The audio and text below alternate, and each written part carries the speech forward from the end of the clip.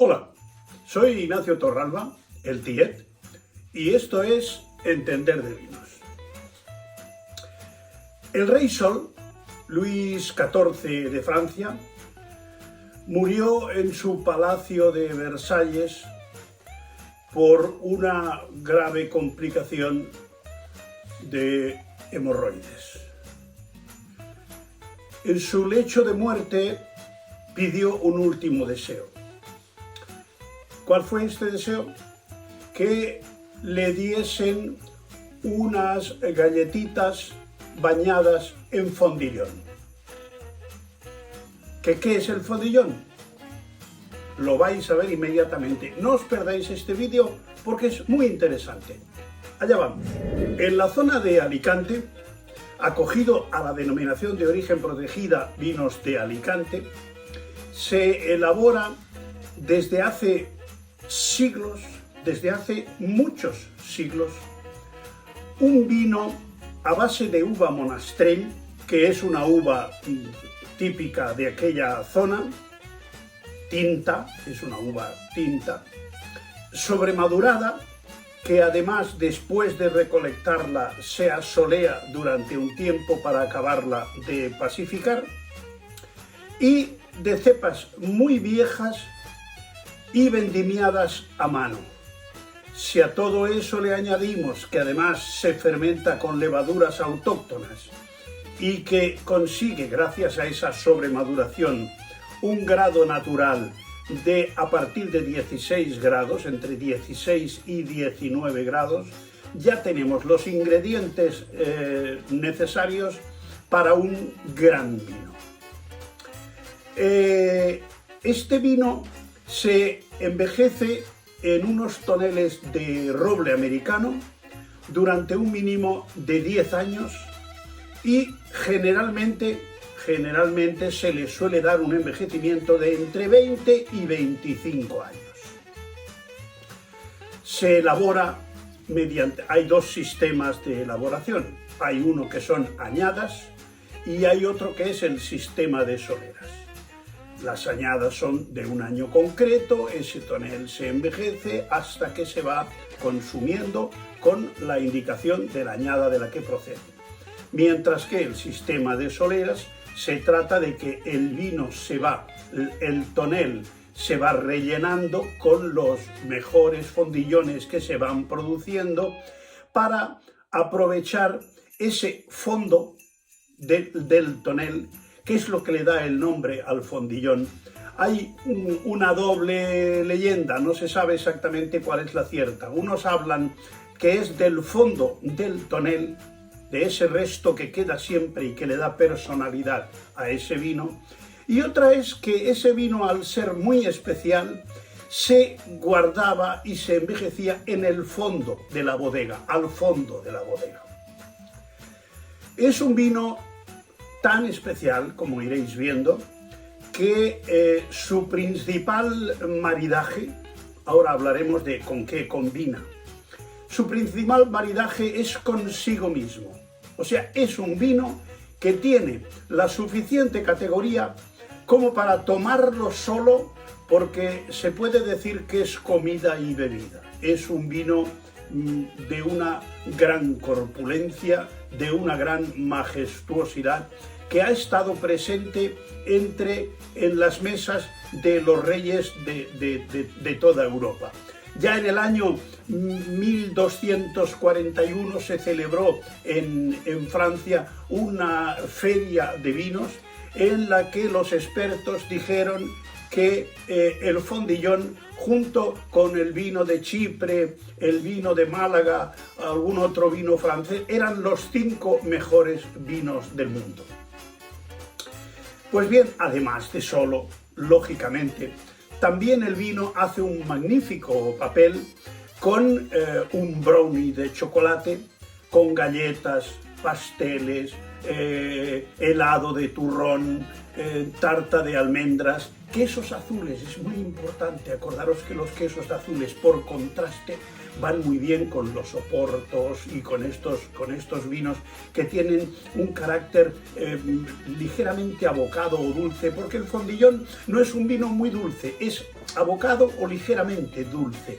Insinúa el dulzor, pero no es un vino ni mucho menos tipo Pedro Ximénez, que es una explosión de dulzura, ¿no? El maridaje, ya digo, es con todo este tipo de productos, tanto dulces como incluso con algunos productos, algunos aperitivos que tienen sabores salinos, como la mojama, las almendras fritas con sal gruesa. O sea, es un vino que tiene un poderío que se puede enfrentar con cualquier cosa. Tiene una característica que lo distingue de la mayoría de los vinos, y es que abres una botella de Fondillón y pueden pasar meses y ese vino va a estar en perfectas condiciones, aunque queden 4 dedos o media botella. El vino se mantiene abierto magníficamente. Ya grandes escritores como Shakespeare y Alejandro Dumas lo nombran en sus escritos, en sus novelas. Incluso Dumas en cierta ocasión al protagonista le ofrecen entre Oporto, Jerez y Fondillón y elige este último. Parece ser que se consideraba prácticamente como aquella frase hecha, el rey de los vinos y un vino de reyes. Este vino se produce desde tiempo inmemorial. Se producía en las huertas de Alicante, en las huertas que había alrededor de la ciudad de Alicante. Pero debido a la presión inmobiliaria y debido a la construcción de viviendas, pues fueron eliminando estas viñas prácticamente de ciudad, y las fueron relegando a otras poblaciones más de ámbito rural. Prácticamente ha quedado restringido a los pueblos de Vinalopó, Monóvar, Pinoso, Villena, Petrer. Esos son los pueblos que prácticamente se dedican, junto con algún otro de los aledaños de estos pueblos, y que también lo cultivan. En la actualidad se dice que entre 9 y 10 bodegas que producen esta joya enológica que es el Fondillón. Casi se pueden nombrar todas al ser tan pocas. Son Primitivo Quílez, Bocopa, Salvador Poveda, Las Virtudes, Vinos de Algueña, Bodegas Alejandro, Cooperativa Santa Catalina del Mañán, Vinos Culebrón y Bodegas de Monóvar. Son todas. Si fuesen más, pues lógicamente no agobiaría con tantos nombres, pero es que tienen que sonar porque son muy importantes, y es importante que perdure un vino que viene de tan antiguo, y que a veces la presión de esta vida de prisas puede llevarse por delante productos que son auténticas maravillas, quizá precisamente por el hecho de no ser vinos de masas, de no ser vinos de consumo multitudinario. Ya se dice que Magallanes, en su viaje de vuelta al mundo, llevaba un barrilito de Fondillón, y que gracias a ese barril de Fondillón los tripulantes, que me imagino que serían la gente con mando en la nave, que bebían de este vino Fondillón, no cogieron la famosa enfermedad del escorbuto que se produce por la falta de vitamina C, por no consumir productos frescos al estar en alta mar. Pues bien, se ve que los oficiales de la embarcación de Magallanes tomaban alguna copita de este Fondillón, y como tiene un alto grado de concentración de vitamina C, pues prácticamente se puede decir que les salvó la vida, y que facilitó el que este gran hito de la historia universal de la primera vuelta al mundo de Magallanes fuese posible gracias a esta maravilla de vino que es el Fondillón. El origen del Fondillón es también un poco anecdótico, porque nadie diseñó este vino como tal, ni quiso hacer esta virguería enológica, sino que se dio debido a que a un sistema de arrendamiento que existía en aquella época y cuya figura aún existe porque viene del derecho romano, que es un sistema de arrendamiento que se llama enfiutesis. La enfiutesis es un sistema de arrendamiento mediante el cual la persona que se hace cargo de esa propiedad se compromete a mantener activa la explotación en el caso de la viña, de esa viña, de pagar un canon al propietario que generalmente solía ser una cantidad de vino al año y de pagar los impuestos. Estas eran las obligaciones de el que asumía un sistema de arrendamiento llamado enfiutesis. Este sistema de arrendamiento está vigente mientras las viñas estén en explotación. O sea, si esa viña se arranca, se acaba el sistema de arrendamiento.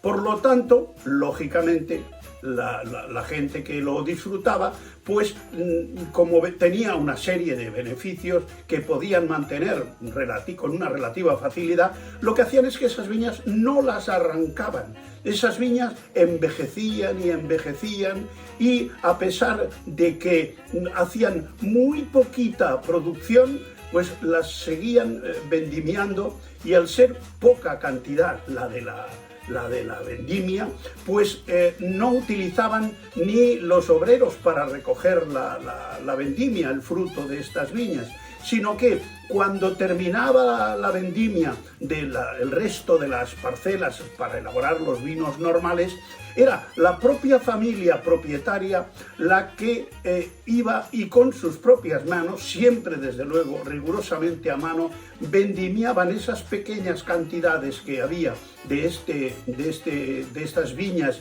viejas de uva monastrell. Y después de eso, lógicamente, se daba por finiquitada la vendimia y se hacía una gran fiesta en la que pues celebraban el acto del fin de la vendimia. Las uvas, una vez vendimiadas, que ya están prácticamente semi-pacificadas, aún se las expone al sol durante un par de semanas. Se les hace un sistema de asoleo para que acaben de perder esa cantidad de agua que en principio, según su criterio, aún le sobran al vino. Y entonces se consigue en un periodo de 2 a 4 semanas, depende también del clima, porque claro, al ser al final de toda la vendimia, pues ya el otoño prácticamente está encima y ya la cantidad de sol que hay no es la del puro verano, ¿no? Después de esto se somete a una fermentación con levaduras autóctonas. Esto es muy importante. La levadura autóctona es la que mejor se ensambla, la que mejor funciona generalmente con las viñas de una zona. Están hechas las unas para los otros.